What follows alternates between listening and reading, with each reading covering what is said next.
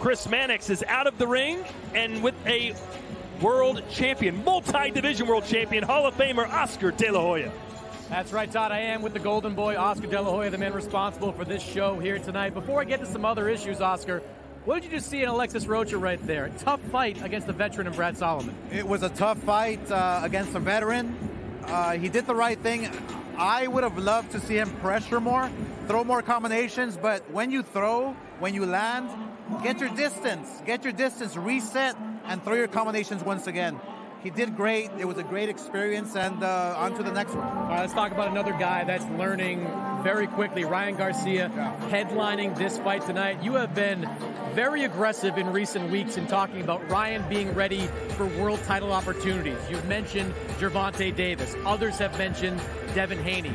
What have you seen in Ryan in recent fights that makes you believe now he is ready for those type of opponents? Well, not only is he progressing at a fast pace, the fact that he has the amateur pedigree, we know he can fight. It's a matter of just getting the experience.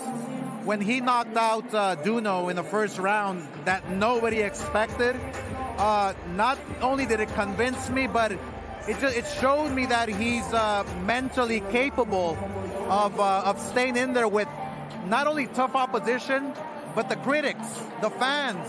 They expect everything from him. He can handle it. And I believe now, if he blows away Fonseca, if he walks right through him, I believe that by the end of the year, he can challenge any single fighter out there in the world. Okay, the end of the year is a little bit of ways away, and we don't want to look past anybody, but you've got another guy in Jorge Linares here fighting at 135 pounds. If Linares looks good in this fight, is it your plan to match those two at some point in the midway of the year? Well, that's the plan. And as you know, Linares, I think, was the only guy to knock down Lomachenko. And I believe it was a very close fight before they stopped it. I believe that Linares, if he wins tonight and Garcia win tonight, it's a clash of the Titans.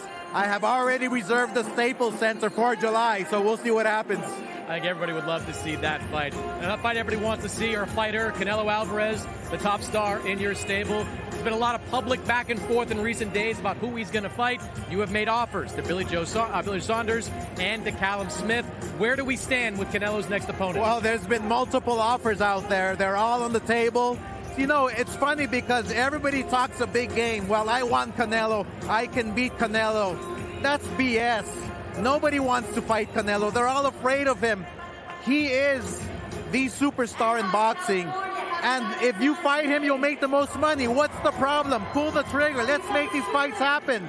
I've offered BJ Saunders a fight, and he's balking at it. I've offered Smith a fight. He's balking at it. I have 4 other guys that I can negotiate with and talk to. If you guys don't take it, then we're moving on to somebody else. But he will fight in May. What's your timeline, though, on making a deal, though? Because, you know, this time last year or last summer, there was a lot of back and forth, and it cost Canelo his date. Time is running out. I have until Sunday, tomorrow, or Monday the latest, or else I'm moving on. All right, well, you're not moving on from a guy I want to bring in right here. Virgil Ortiz, the Virgil! high-profile prospect. Want to bring Virgil into this mix. We last saw him in December, knocking out a guy we just saw in the ring there, Brad Solomon. What's next for Virgil Ortiz? Well, Virgil Ortiz will be in March here at the Forum in Los Angeles, obviously live on Dazn.